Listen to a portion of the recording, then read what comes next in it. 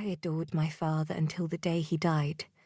On that day, a transformation took place deep within me. Beginning as a flutter in my chest, it settled in my gut, turning my adoration into sorrow and disbelief. This burden lay heavy within me as I sat by his side, waiting for him to pass from this world into the next. The sweet scent of beeswax wafted in the air, no cheap tallow for his deathbed.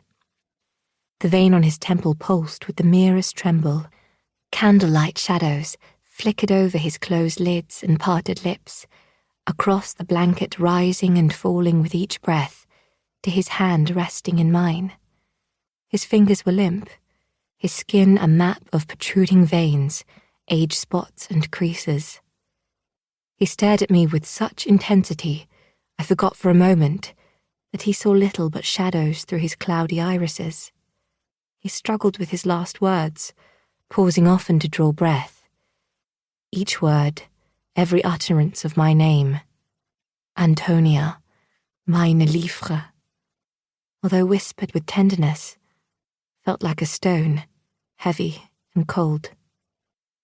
I am not your confessor, Papa, I longed to say, but I stilled my lips and caressed his hand, soothing away his agitation, ever the dutiful daughter. He implored for understanding and forgiveness, and whispered his insistence that I preserve his secret. Soon after his final plea, with a gentle exhalation, his chest stilled. My father, suddenly a stranger, was gone. Chapter 2. Modern Day, Antwerp, Belgium. Charlotte scans the room, hungry for clues, committing images to memory.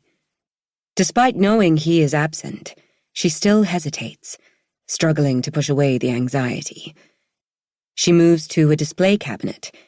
3 squat stone statues glare out from behind the glass. Pockmarked, teeth bared, ferocious but powerless. 16th century Aztec, his assistant tells her. He's been collecting them for years. Makes an interesting contrast to his area of expertise. They are the ugliest creatures Charlotte has ever seen. Obscene gargoyles with splayed limbs and distended bellies, loincloths hiding priapic bulges. She nods, feigning interest, but all she can think about is the man who belongs to this room. Breathing in, she tries to identify his scent. Lingering aftershave, perhaps a hint of tobacco, but there's nothing. Would you like a coffee while you wait? Asks his assistant. Thank you, but no. Charlotte moves to another cabinet, this one displaying ancient masks. Skeletal features with sunken cheeks, empty eye sockets, grotesque protruding teeth. The skin on the back of her neck prickles. The assistant retreats to the outer office, sitting at a desk bearing a nameplate, Miss Ulrika Buhlen. The woman's eyebrows are penciled with a distinct arch, her grey hair pulled into a chignon, all precision and control.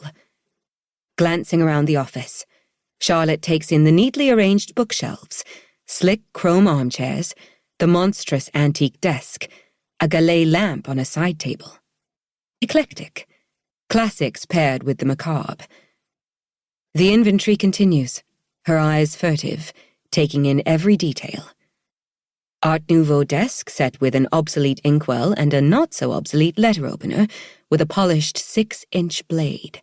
Blue Murano bowl holding business cards. She slips a card into her pocket. Talisman for luck or amulet to fend off the unwanted. Either will do.